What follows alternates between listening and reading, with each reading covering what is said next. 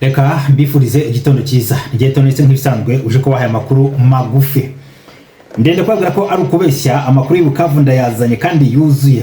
Ndagaruka kuri M26 cyangwa se RDF yamariye aba ofisiye babo mu munyururu ari bifungiye. Abandi ikaba iri kubakubita amafuni ubutitsa. Gusa ntabwo ndi kubatabariza.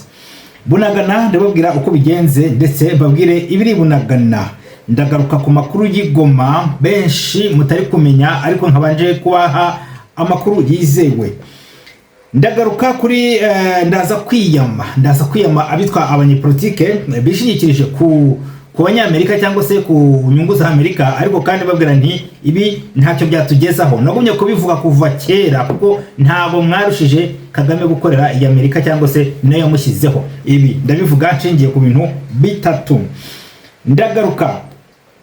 Ndagaruka ku bantu mwese mwumva mukeneye impinduka cyangwa se mwumva muvuga muti abantu bagomba kubana mu mahoro, kandi ni ngombwa ko abantu buri wese yishyira kwizana. Ni ngombwa gushyigikira Wazalendo, buri muntu wese wumva ko ashaka ko akarengane gacika.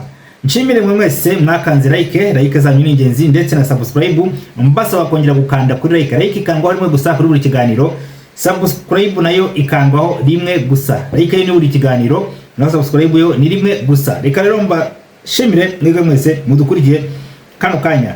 Ikindi mwebwe mudukurikira ndagira ngo mbasabe ikindi kintu kimwe mutari muzi cyangwa se murabizi mwarabyirengagije cyangwa se ntabyo mwamenye. Mujye kuri TikTok yitwa Turwanye. Iyo TikTok ni TikTok dushiraho ibiganiro, ndetse hari ibindi bintu byatangiye gucaho bitewe nuko umwanya bari muke. Mujya kuri TikTok nakanya gato cyane, nibura biguha umurongo waho wakura ibyo biganiro cyangwa se izo nyigisho. Niba musaba nimba wara followinze cyangwa se warakanze subscribe kuri Turwanye kandi cyangwa twifuza, gerageza ujye kuri TikTok usachingemo Turwanye. Urahita ubona iyo Turwanye ni TikTok yacu, ni TikTok yanyu. Muyikandeho muyirayikinge ibiganiro biri mu birayikinge mbabarire, ndetse muyifollowinge, hanyuma muraba mukoze neza cyangwa se ibyo mutasabone muyikwandireho nabwo muraba mukoze. Reka mbashimiye kandi nshimira n'abandi bamaze kubikora. Hari abamaze kubikora kandi murabizi ko bigira umumaro. Niyo mpamvu nshaka ko mu minsi iza tugiye kujya dukurikirana ibiganiro kuri TikTok, ndetse live and direct kuri TikTok, live and direct kuri chaîne yanyu.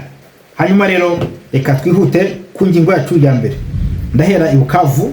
Murabizi neza hari ibinyamakuru byinshi biri gushyushya abantu imitwe, ariko nkuko nabivuze inkotanyi zifite amayeri menshi.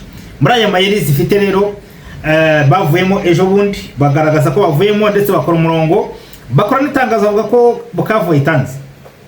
Bukeye batereka hangariko twakora iryo tangazo, ariko kwari kugira ngo bajishe FARDC na Wazalendo, hanyuma babone uko baza kwiciramo aba Wazalendo cyangwa se babarimburiramo. Ariko Wazalendo yari bizi kuko umujyi uragose urazingiye, ndetse kuvamo ko havuyemo bake, ariko abari mu ndaki ntabwo bigeze bavamo, basigayemo.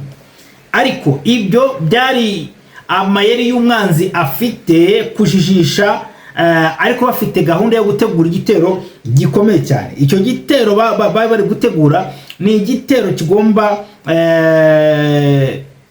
gufata Nord Kivu na nako Sud Kivu na Nord Kivu, bagahita badekarara balkanization. Ni igitero cyajemo abacanshuro izo ngabo ndetse nyinshi mani power. Ubu tuvugana ndavuga ingabo za Musata, ingabo nyinshi ziri Cyangugu zavuye mu bihugu bitandukanye. N'amakuru ufite ubu tuvugana, abaje gukomandinga urwo rugamba rwo kudekarara leta yigenga hariya muri Nord Kivu na Sud Kivu bari ku Kibuye. Niho bari ku Kibuye, hehe bari aho cyangwa se mu Karongi.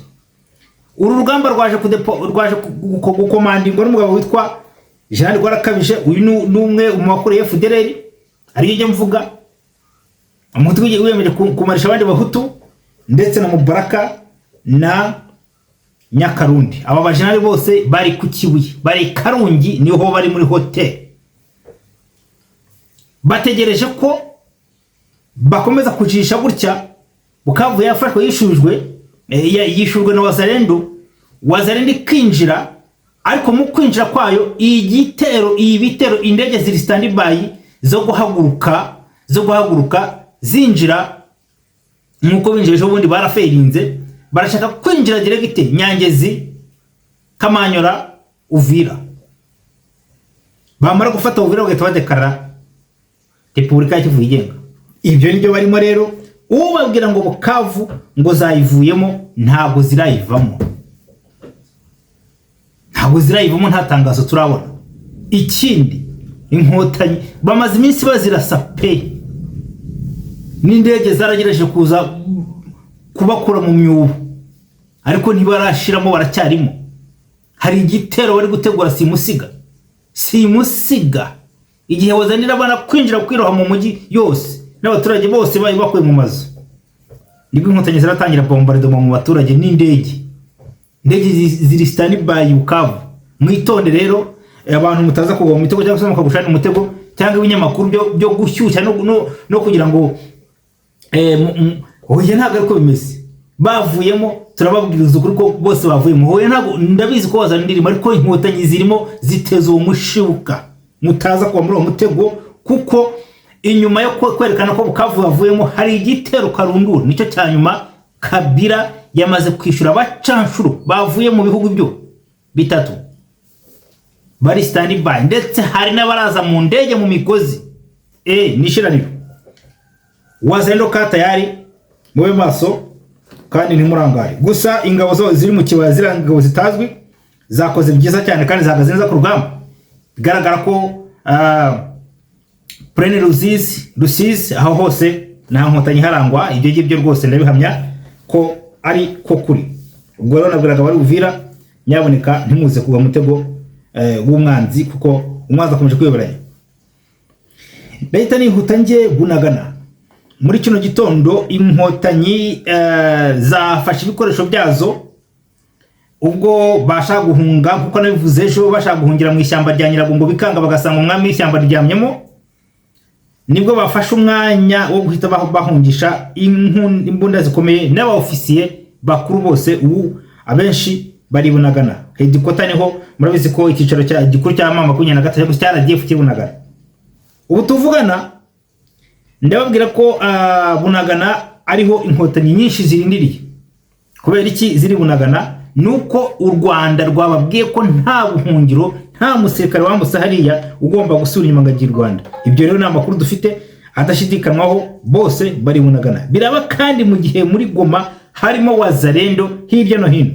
Wazalendo narababwiye nti Wazalendo kera, wenda burya abasirikare habamo icyo bita woda, nuko wenda itarahabwa amabwiriza yo kurasa zira Nkotanyi, urumva. Ariko Wazalendo yinjemo kera, imazemo iminsi. Ubu tuvugana Wazalendo iri muri Goma, ariko Inkotanyi zo zikomeje guhungira Bunagana. Ndavuga abasirikare bakuru muri urukerera, hari imodoka nyinshi, hari zazerekeje aba ofisiye, ndetse n'imbunda nini za Musada, byose byajyanywe Bunagana. Ni ukubera iki? Impamvu turaza kwigarukaho.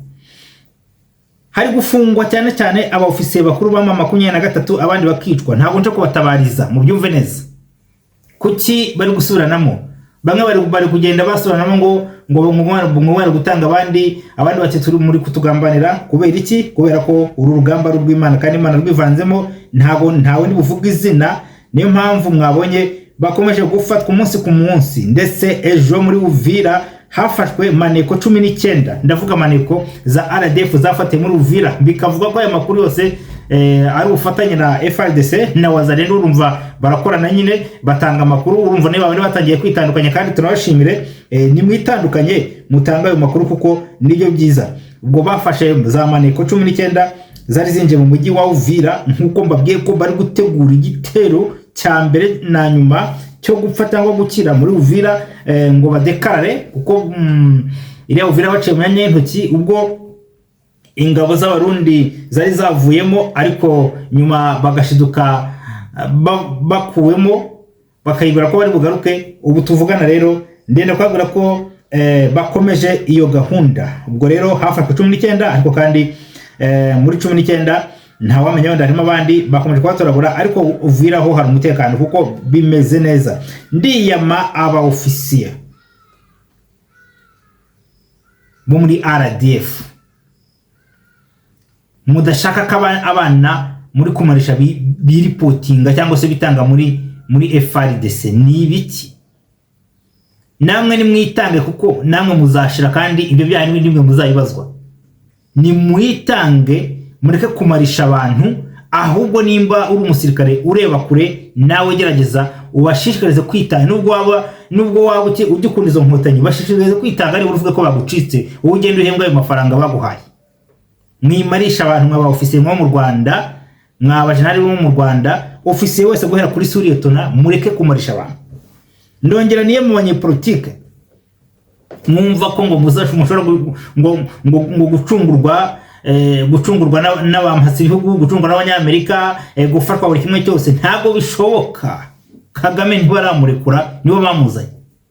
Abantu rero abahutu mukomeje gushega, mukomeje guhinda, mukomeje kurwanya imibare y'abantu, barabashuka, bari kureba imbaraga zanyu mufite kugira ngo babone uko babanetralize, cyangwa se bavuga ati nimwumvikane bari abantu kuko bari abantu babaza kandi baragiye inyungu za Kagame, nako inyungu z'abanyamerika.